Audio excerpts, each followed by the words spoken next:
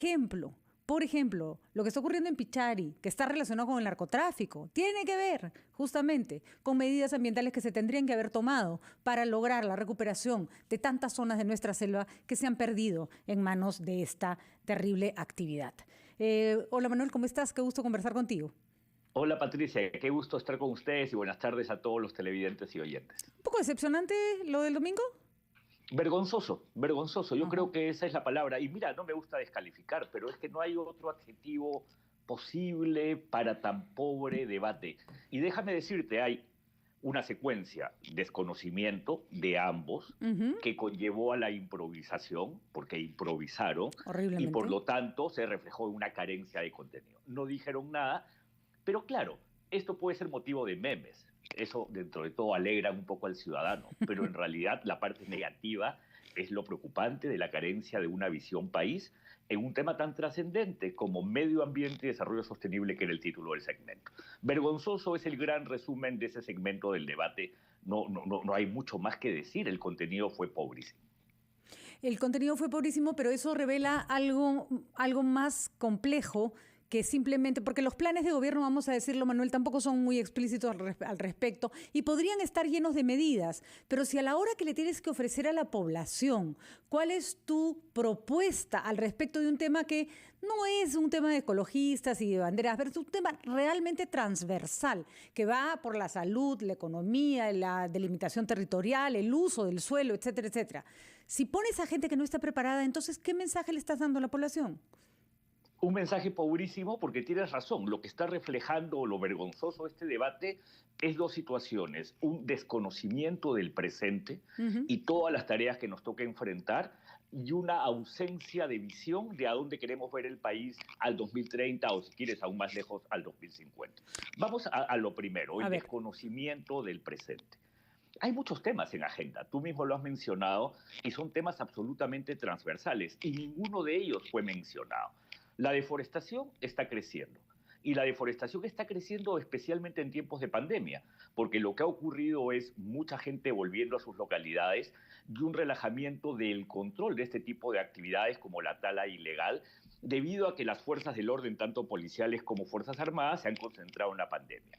Por lo tanto, el 2020 se ha incrementado la tasa de deforestación, creo que de las últimas 2 décadas, cuando deberíamos estar al contrario. Y efectivamente Pichari y todas las zonas afectadas por la deforestación, por cultivos de coca, por tala ilegal, por minería ilegal, es un tema desatendido y que no estuvo para nada en el discurso. Ese es un Normalmente, tema urgente. mira, de acuerdo, normalmente la coca le gana a terreno agrícola, ¿no es cierto? Se pone donde ya había sido deforestado para cultivar coca, pero la tala ilegal, por ejemplo, Manuel, estaba asociada a un tratado de libre comercio con los Estados Unidos que hubiera significado una mejora del problema, ¿no es cierto? Los gringos no iban a comprarnos madera hasta que no la certificáramos que no era tala ilegal.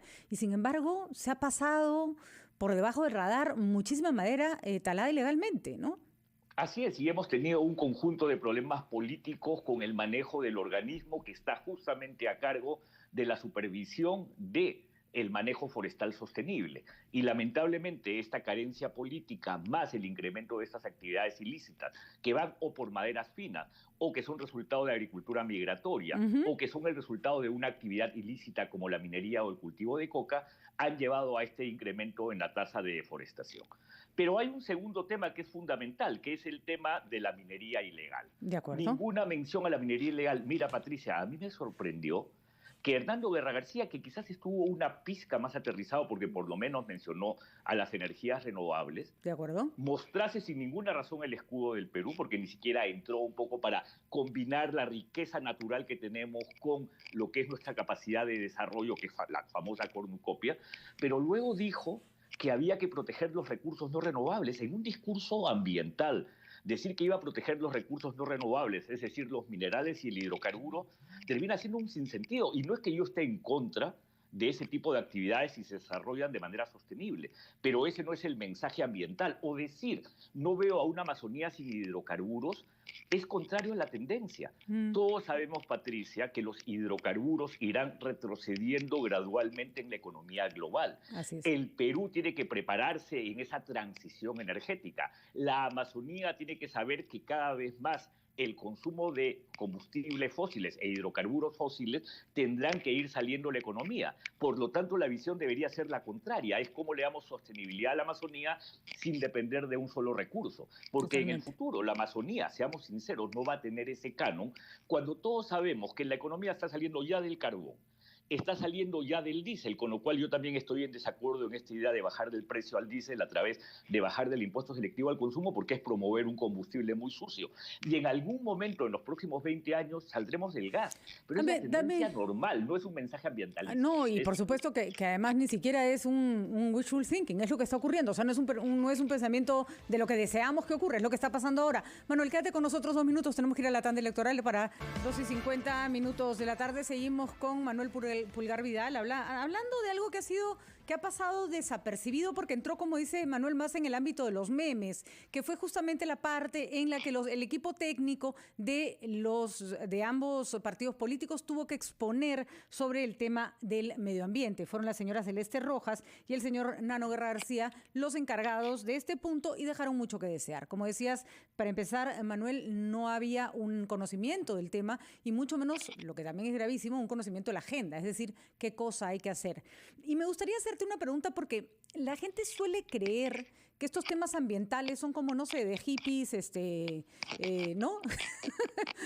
Perriflautas, creo que le dicen a los que en España, a estos que defienden el medio ambiente, que son siempre como pelis largos, que piden por los delfines. No, o sea, esa es una idea absolutamente equivocada de lo que significa la defensa del medio ambiente, porque nos gustaría que explicaras todas las connotaciones y repercusiones que tiene en todos los otros aspectos de nuestras vidas.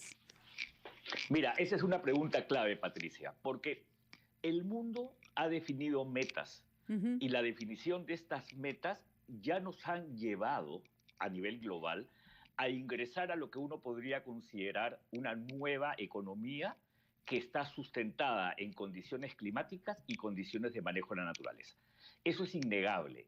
Ahora, lamentablemente, ese mensaje de una nueva economía del clima y la naturaleza en el Perú no la entendemos, aún no la entendemos. Y cuando uno habla del clima, y esto es bien importante para los televidentes, Patricia, uno tiene que saber que el mundo ya definió, de acá a final de siglo, no debemos incrementar la temperatura en más de 1.5 grados. Ya la incrementamos casi en 1.2. Por lo tanto, tu presupuesto para seguir emitiendo es bastante menor y te obliga a un cambio transformacional. Lo segundo es el mundo ha definido que al 2050 tenemos que ser una economía resiliente al cambio climático, es decir, que se adaptó y logró la resiliencia y a su vez tener emisiones de carbono que son netas cero. Y eso es lo segundo. Y para lograr eso, al 2030 tenemos que reducir significativamente nuestras emisiones, en especial en aquellas que son las fuentes de mayor emisión.